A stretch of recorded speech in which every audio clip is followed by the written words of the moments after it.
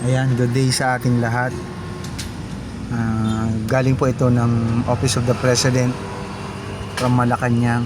Ito po ay directing all government agencies and instrumentalities to strictly adopt energy conservation protocols.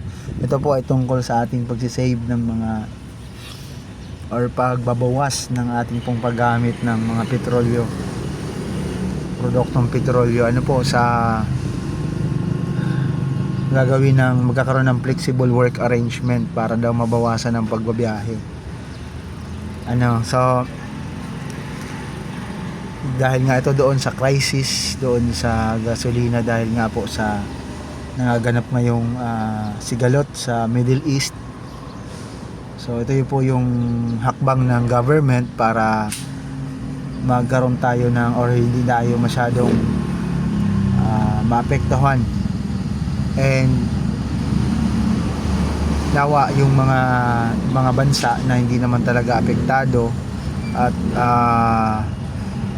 kung sila po ay merong mga ganyan, ay nawa makaisip sila ng paraan para tuloy-tuloy pa rin yung petrolyo, makapagbenta pa rin patuloy na, kasi talagang maapektuhan yung ating ekonomiya, particularly yung mga bilihin.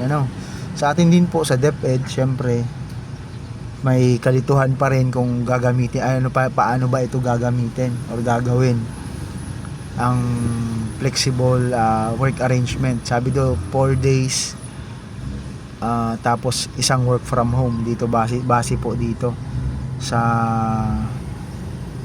Memorandum Circular number 1114. So wala pang guidelines ang DepEd particular po dito. So asahan nyo na magkakaroon na naman yan ng memorandum para makita natin kung ano ba yung dapat gawin. Kasi sa atin 3 linggo na lang po yung ating pong work days or class days.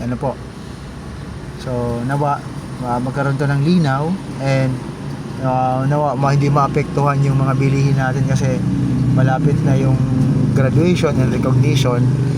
Tapos syempre bibili po ang mga nakapag meron tayong mga allotment para lang sa mga paggastos nung para sa moving up and graduation rights.